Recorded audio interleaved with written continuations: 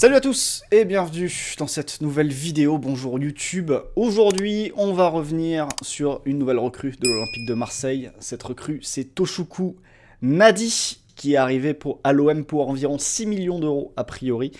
Donc comme vous le voyez, né en 2003, 1m76, milieu défensif nigérian, une sélection internationale. Il a fait la dernière Coupe d'Afrique des Nations. Il était dans le groupe du Nigeria. Il a une entrée en jeu, il me semble, face à l'Ouganda. En tout cas, il était en bout de banc. Toshoku Nadi. Ce qui est marrant pour moi, c'est que c'est un joueur que je connais depuis 3 ans maintenant, lors de la saison 2022-2023, lors de ses tout débuts, parce que c'est quelqu'un qui est arrivé en Europe en 2021. Il a signé avec la réserve du Botev Plovdiv, donc qui est un club de première division en Bulgarie, et il a commencé à se montrer avec l'équipe première en fin d'année 2022. Et moi, c'est lors de l'année 2022-2023, donc à partir de l'été 2022 jusqu'à le printemps 2023, qu'on l'a découvert avec Ismaël à l'occasion d'une première saison en Bulgarie, où il avait, je trouve, crevé l'écran là-bas, pour les qualités que l'on va évoquer après. Mais voilà, sa première saison en Bulgarie, c'est 1500 minutes de jeu, et c'est un joueur qui s'impose au fil de la saison, même si, comme vous le voyez, il y a quelques suspensions à gauche à droite, et ça on va revenir là-dessus. C'est un joueur qui prend des cartons, parce que c'est un joueur qui met beaucoup d'impact et qui a un gros volume défensif. Ce sont sur ces qualités-là, justement, qu'il s'était signalé en Bulgarie. Puisque si on va chercher son profil statistique de la saison 2022-2023, le voilà, comme vous le voyez ici. C'était un des meilleurs milieux de terrain du championnat bulgare. Vous le voyez en bas à droite, derrière un certain Piotrowski, qui était un milieu polonais qui avait tout cassé cette année-là en relayeur. Et du coup, c'est un joueur qui ressortait très fort, vous le voyez ici, dans les statistiques défensives. Défense fiable, donc en termes de duels gagnés, il était dans les tops, même duels offensifs gagnés ici d'ailleurs en pourcentage, top 4,8%. C'est un joueur qui ressortait dans les tacles, dans le pressing, bref, gros volume défensif et gros joueur pour couper justement les transitions adverses, et qui était très bon dans les contrées forts à l'échelle de la Bulgarie. Et ça, on va aller le voir. Deux séquences où vous allez voir un joueur qui justement fait les efforts, revient sur les adversaires, fait le repli défensif et est présent à la perte de balle. Et ça, évidemment, quand on prend les dernières semaines de l'Olympique de Marseille, le match face à Bruges, on se dit que forcément, voilà, un joueur qui va mettre de l'impact.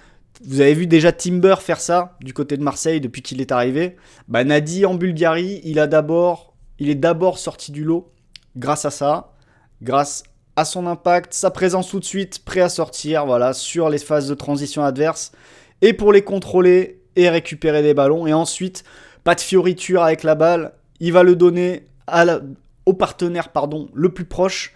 Là encore, il fait un gros retour, il s'impose à l'épaule, et il a ce gabarit qui va vous rappeler N'Golo Kanté, qui va surtout peut-être vous rappeler Lassana Diarra, cette capacité à passer l'épaule et à s'imposer physiquement avec son centre de gravité très bas. C'est ça qui lui a permis de gagner énormément de duels dans ce championnat et de rapidement prendre la mesure de ses adversaires. Là encore, à l'épaule, il prend le dessus, et il a aussi parfois le petit vice pour mettre le bras dans le visage ou des choses comme ça. On va le voir sur une autre vidéo après. Mais voilà, c'est un joueur qui aime courir, qui fait les efforts, qui va revenir défendre. Et ça, c'est déjà pas mal quand on prend les dernières rencontres de l'Olympique de Marseille, et quand on revient par exemple sur le match face au FC Bruges, qui a vu notamment le double pivot Højbjerg-Kondogbia exploser là-dessus. Donc ça, c'est le premier aspect de Nadi, premier aspect intéressant. Gros volume défensif, récupération, coupeur de transition, profil un peu destructeur à ce niveau-là, et qui est accompagné d'un profil physique intéressant, parce que très solide sur les jambes, petit gabarit, centre de gravité très bas, très fort dans le duel. Bref, là-dessus, on valide le fait que Marseille se penche sur un profil comme lui, à l'heure où justement le milieu de terrain a montré qu'il manquait énormément de ces qualités-là lors des dernières semaines. Donc là, du côté marseillais, quand d'un côté on va lâcher Angel Gomes et Matt O'Reilly, et que de l'autre côté on va chercher Timber et un joueur comme Nadi, le message est assez clair quant au switch qu'on essaye d'opérer dans cette zone du terrain. Ah oui, et au passage, je vous parlais du bras dans le visage et du vice qu'il peut avoir sur certaines séquences. Là, vous allez le voir ici. Il revient défendre. Et là, ici, je passe au ralenti. Voilà, juste le fait d'utiliser ses bras là pour pousser un petit peu, pour aller gêner la progression des adversaires. Ça, il aime bien le faire, et là, il va le refaire ici, où il se fait un peu prendre au départ, et il va jeter un petit peu son bras, voilà, il va gêner l'adversaire, et hop, et après il repasse devant. Attention à ce que ça peut créer chez les arbitres, parce que là, les fautes, on va revenir là-dessus un peu plus tard, mais voilà, vous avez un milieu qui défend, et qui aime défendre, voilà, et qui a tout ce qu'il faut pour défendre à ce niveau-là. Deuxième point, donc je l'évoquais, je reviens là-dessus, avec ballon, qu'est-ce qu'il faisait en Bulgarie? Plutôt correct pour la Bulgarie, qui était capable de créer des choses, qui était capable de se sortir aussi de zones de pression un petit peu compliquées, même si là, bon, le contrôle est un petit peu raté. Mais voilà, là, il va se débrouiller tout seul, il n'y a pas trop de pression non plus, mais il s'en sort. Et par contre, il y a un problème, et on y reviendra après, c'est que des fois, dans le dosage des passes, il envoie des sacoches, et des sacoches à rebond, mais on va y revenir plus en détail après. Mais là, vous le voyez, là, la sacoche, j'ai du mal à l'imaginer dans un jeu à la De Zerbi. Après, il a des petits longs ballons, c'est sa seule contribution pour accéder dans le dernier tiers, c'est cette capacité à un peu allonger depuis cette zone basse, façon quarterback. Voilà, trouver des petits ballons dans le dos de la défense, un peu plus dosé pour le coup. Mais c'est vrai que il a ce... Voilà, et après, couverture de balle, il sait utiliser son corps aussi pour protéger son ballon. Là aussi, ça vous fera penser, même si c'est beaucoup plus rustre et beaucoup moins doté en qualité de dribble, mais ce genre de 360, ça vous fera penser à du Lassana Diarra ou à ce type de joueur-là. Voilà, il sait se servir de son gabarit et de son centre de gravité très bas pour éviter la pression, ou au moins résister à la pression et aux charges qui peuvent venir sur lui dans ce rôle de numéro 6. Donc ça, c'est le premier... Donc là, on a fait le petit tour sur moi, ce que j'ai découvert il y a 3 ans, quand je suis tombé sur Toshuku Nadi. Et donc à la fin de sa première saison en Bulgarie, voilà ce que le modèle nous disait de Toshuku Nadi. Il le voyait comme un bon titulaire en Ligue 1, potentiellement. Et comme vous le voyez, qui ressortait très bon, anticipation, défensive, attaque, pressing, donc tout ce qui concerne la défense, sauf la discipline. C'était un très mauvais joueur, c'était un joueur qui fait beaucoup de fautes.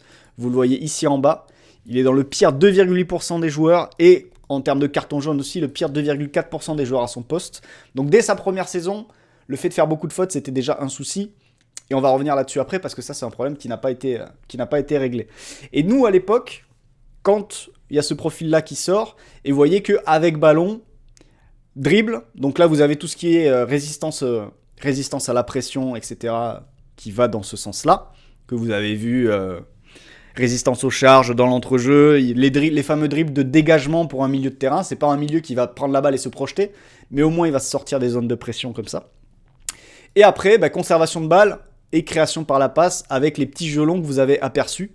Mais voilà en gros ce que c'était Nadi, et très peu de NPXG parce que c'est pas un milieu qui se projette, c'est déjà un milieu dont la zone d'influence va être vraiment au milieu de terrain. Et il va rarement aller s'aventurer dans le dernier tiers.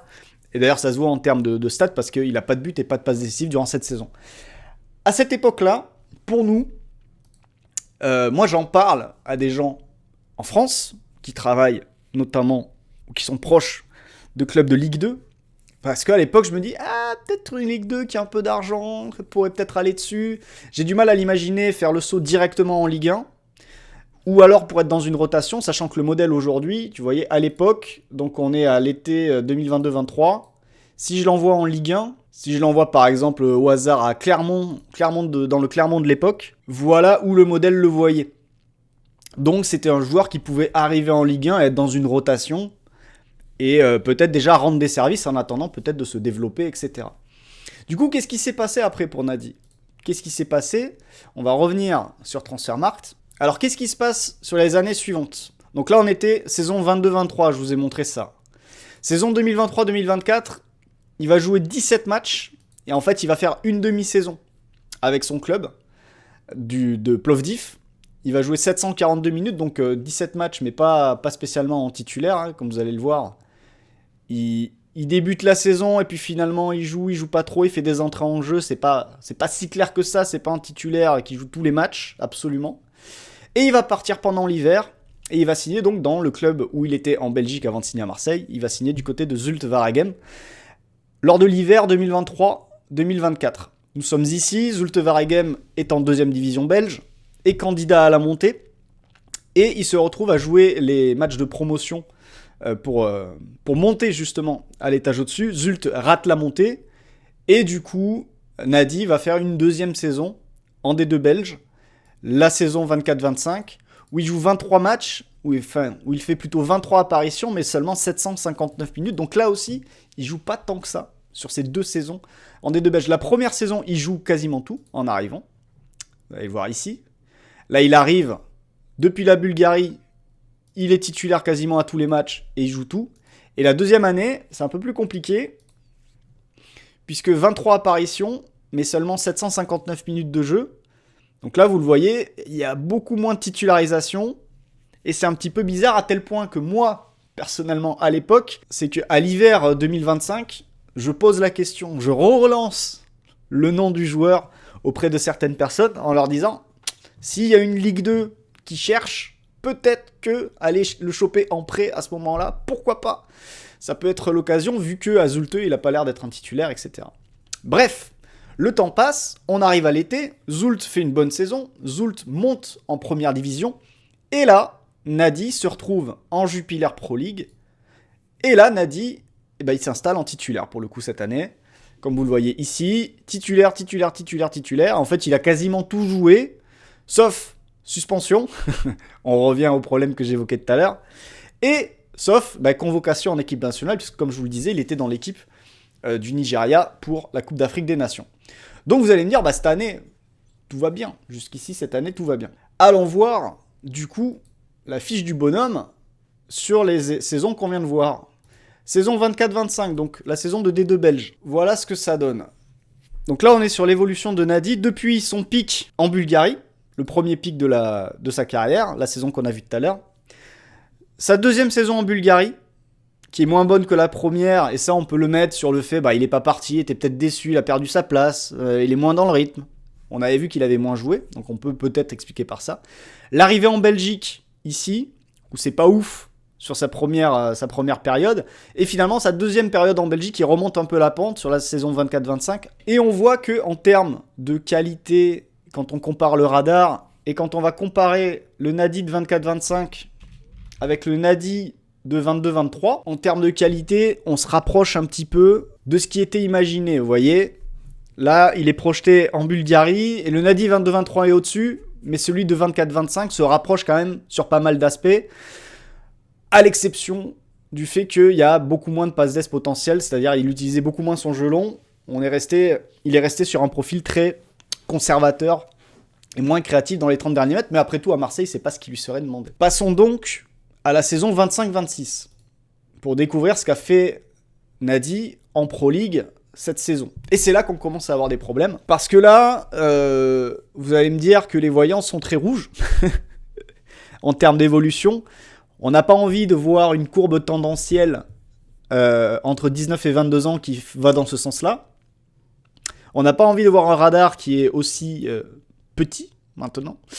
Bref, et on n'a surtout pas envie de constater que Nadi, a priori, sera un des pires milieux de terrain de Belgique.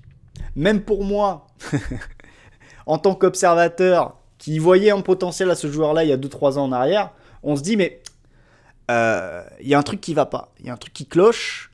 Est-ce que la data me montre tout ou pas? Alors maintenant, je vais essayer de vous expliquer pourquoi il y a un tel changement et peut-être vous rassurer sur quelques aspects pour vous essayer de vous convaincre que ce que vous voyez dans cette fiche dépend aussi beaucoup de ce qui lui est demandé aujourd'hui dans son club à Zult. Et là, on va évoquer un point qui est intéressant quand on évoque la data et quand on peut parler des limites de la data, c'est qu'elle ne capte pas tous les événements, en tout cas cette data-là, puisque là on est à partir des données de Wisecout, et que ça nécessite forcément toujours, contrairement à ce que certains veulent faire croire, la data nécessite toujours d'être accompagnée par de la vidéo. Donc maintenant je vais essayer de vous expliquer avec de la vidéo pourquoi Nadi a ce profil-là qui est en effet catastrophique, ce profil statistique. Mais pourquoi est-ce qu'on peut expliquer en vidéo que ça dépend aussi pas mal du contexte tactique? Allez, c'est parti. Déjà, première chose, avec Zult, il décroche entre les centraux, ici. Et ça, c'est une première chose importante, parce que depuis cette position-là, vous n'allez jamais le voir prendre la balle et la porter pour essayer de casser une ligne balle au pied. Donc il va y avoir moins de dribbles. Vous n'allez jamais le voir se dégager de la pression, donc faire les fameux dribbles de dégagement qu'il ferait s'il évoluait peut-être dans cette zone parce qu'il se ferait charger. Dans cette zone-là, tu fais jamais de dribble de dégagement, donc tu vas avoir ta quantité de dribble qui va baisser, forcément. Tu vas aussi beaucoup plus souvent jouer simplement latéralement à gauche et à droite, et ce sont ces défenseurs-là qui vont prendre l'initiative avec le ballon. Donc, en fait, en tant que milieu de terrain, tu perds énormément, de par ce positionnement-là, de ce que tu pourrais apporter en passe progressive, passe dans le dernier tiers, dribble de dégagement, course progressive, etc. Parce que tu vas toucher les ballons très très bas, alors que auparavant, vous l'avez vu en Bulgarie, il décrochait pas aussi bas, il touchait les ballons dans cette zone-là. Donc ça, c'est un premier aspect déjà, avec ballon. Ça explique en partie pourquoi la partie dribble ici, elle a baissé. Ça explique aussi pourquoi la partie création-passe, elle a baissé, la partie passe-d'ess potentielle, elle a baissé. Après tout, il est encore plus loin du but que ce qu'il était auparavant. Maintenant, c'est la partie sans ballon. Comment est-ce qu'il perd autant de volume en anticipation, défensive, tacle et pressing, ce qui faisait sa principale qualité, et qualité qui est restée tout au long de son passage, tout au long de son début de carrière. Ça, c'était une partie qui ne désemplissait pas. Pourquoi ça a baissé? On va continuer. Donc, là, on arrive sur un deuxième aspect, c'est l'aspect maintenant sans ballon et la manière de défendre de Zult. On passe d'une équipe qui était pas complètement dominante, mais qui avait en majorité la possession de balle dans son championnat en deuxième division belge, un candidat à la montée qui assume d'être candidat à la montée. Je crois qu'ils étaient à 53-54% de possession. Et on passe à une équipe qui a 45 ou 46% de possession cette année en Pro League. Donc, première chose déjà, c'est une équipe qui a moins le ballon. Et surtout, défensivement, on passe d'une équipe qui n'était pas parmi les plus intenses, mais qui mettait une certaine intensité. Et cette année, c'est une des deux équipes qui met le moins d'intensité en Pro League quand on parle de challenge et de PPDA. Donc en fait, Nadi, il est dans une équipe qui ne presse pas aujourd'hui. Et son travail dans une équipe qui ne presse pas, c'est d'assurer les compensations. Là, vous voyez, il descend dans la ligne défensive. Et donc forcément, quand vous défendez comme ça, bon là, sachant qu'après, il se fait avoir à l'impact, même si ça fait un ballon récupéré à la fin, mais quand votre travail principal en tant que milieu de terrain, c'est de couvrir et d'assurer les compensations, et ben vous allez jouer beaucoup moins de duels que d'habitude, et vous allez être beaucoup plus dans un aspect sans ballon et couverture. Là, par exemple, aussi, regardez, son travail, ça pourrait être... Vous arrivez sur une situation comme ça. Vous avez un partenaire qui est dans le dos d'un adversaire. Là, il a le choix. Il pourrait être agressif et aller enfermer pour une prise à deux et essayer de récupérer le ballon. Et ça ferait peut-être un duel gagné. Et là, qu'est-ce qu'il fait? Il va se placer dans le dos et il va couvrir ici. Et après, l'action continue ailleurs. Et il se place en entrée de surface. La haute séquence, ici, même chose. Là, exactement la même séquence. Là, vous avez un milieu de terrain. S'il était prêt à sortir, s'il était agressif et s'il était amené à venir couper, je pense que sur un appui remise, il n'aurait pas du tout cette attitude-là. Là, il est vraiment dans l'attitude. De toute façon, je regarde ce qui se passe derrière.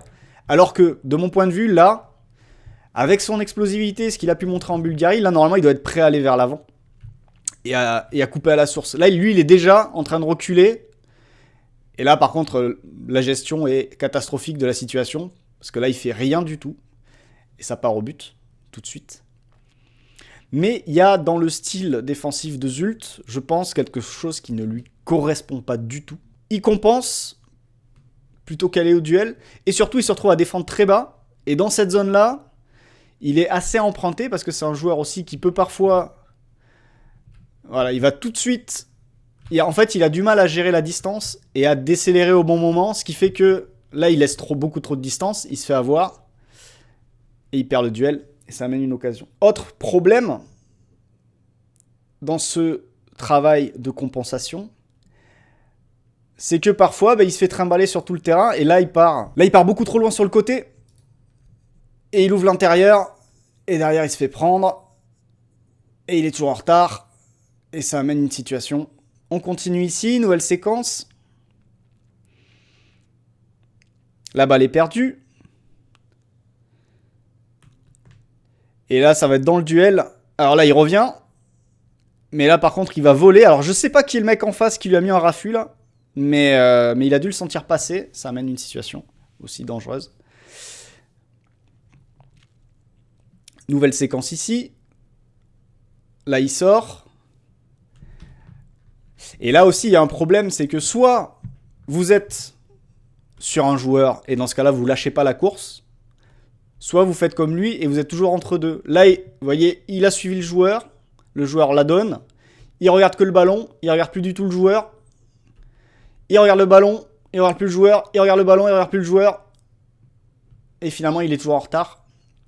Et c'est sorti après par le gardien de but. Là, ensuite, en fait, il a vraiment cette difficulté à décélérer pour savoir comment aborder le duel. Et ça, c'est un vrai souci chez lui qui existait en Bulgarie et qui existe toujours en Belgique. Et en fait, le fait qu'il se retrouve à défendre vers son but très souvent, parce qu'il est dans les compensations, etc., ça fait que je trouve qu'il défend trop bas, à mon goût.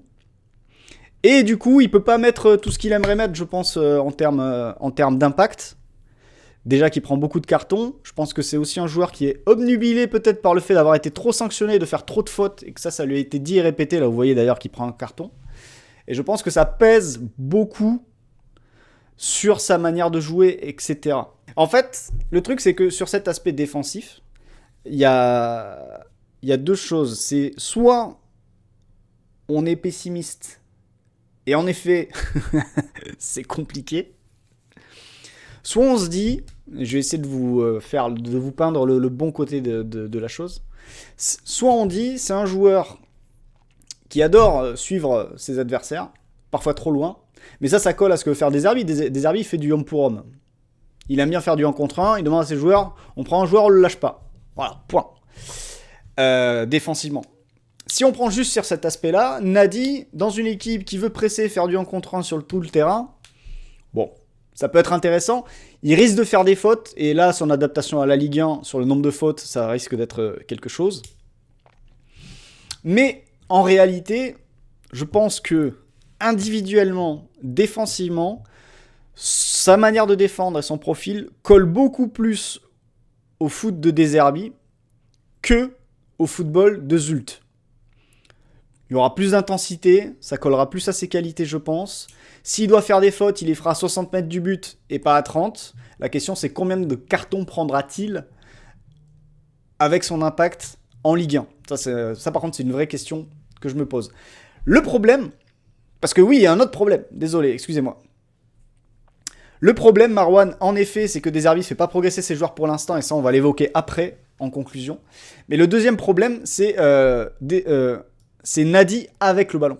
On a évoqué tout à l'heure cette passe mal dosée. C'est vrai que Nadi avec le ballon, le seul endroit où on l'imagine, c'est ici, voilà, dans du Deserbi, il fait la première passe devant sa combine. C'est pas mal. C'est pas mal. Le problème, après, c'est que va y avoir des passes mal dosées. Je vous ai dit. Voilà, ça, c'est pas de pression, ça finit en touche. Va y avoir... voilà, un peu compliqué le contrôle. Ensuite, qu'est-ce qu'on a d'autre ici ? Ici, on va avoir encore une passe mal dosée, à rebond, difficile, qui est difficile à gérer. Et en Belgique, c'était pareil, ça s'est pas forcément amélioré. Là encore, bon, elle est un peu plus dure. Il se sort quand même bien de la pression, mais la passe était un peu longue. Elle était trop longue, j'ai coupé un peu tôt. Ensuite, ici, en une, il est bien placé, il donne, mais entre deux, et ça finit directement en touche. Ensuite, ici, qu'est-ce qu'on a d'autre ? Voilà, ça...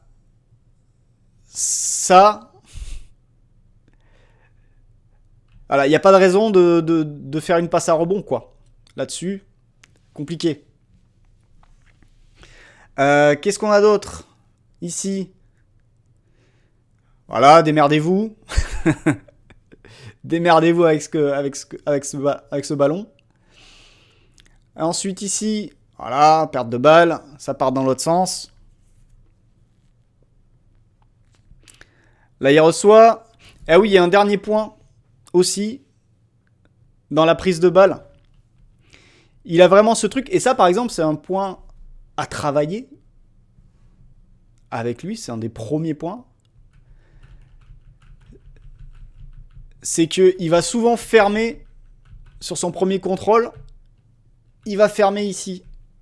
Vous voyez, sa première touche, elle revient en arrière. Là, alors que là, l'espace, bah, là, faut ouvrir l'épaule.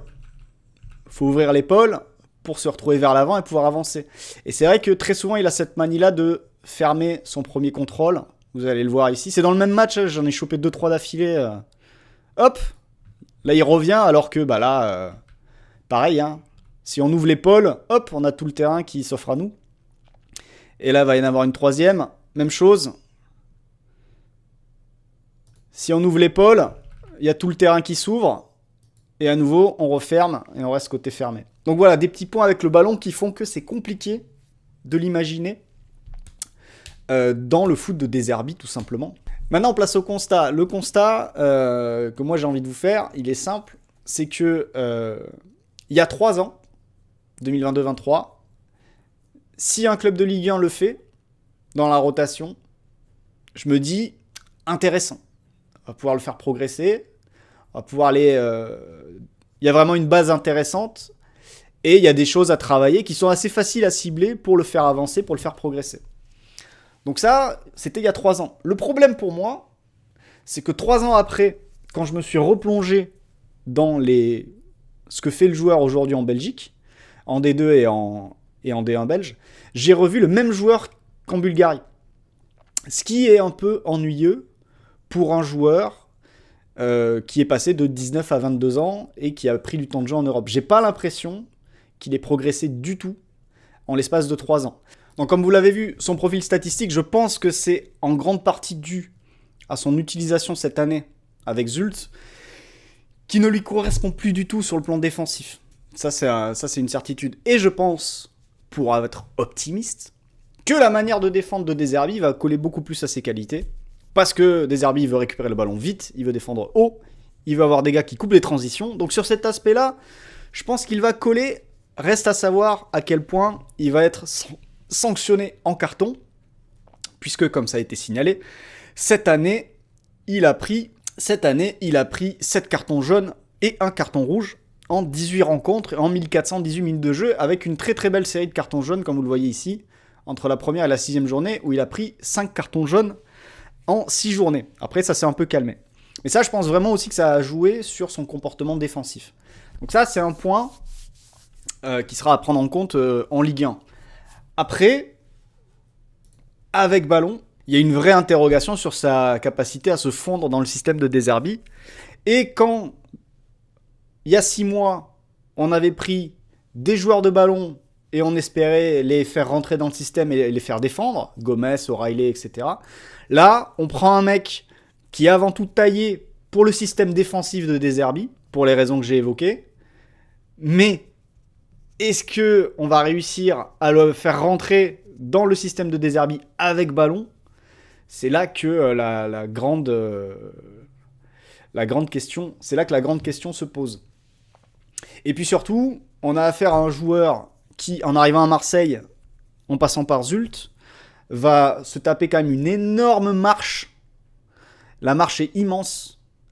Et il va falloir du temps. Et a priori, Marseille n'en a pas. Pour moi, s'il avait dû arriver en Ligue 1 cet hiver, vous m'auriez dit à Auxerre, vous m'auriez dit à Metz, vous m'auriez dit dans une équipe qui joue le maintien, ou vous m'auriez dit dans une équipe de haut de tableau de Ligue 2 qui a un peu de sous, qui veut monter, genre un Saint-Etienne ou un Reims ou un truc comme ça. Là, je vous dis, ok, 100%, sans problème, il y va, très bien. Mais à Marseille, tout de suite,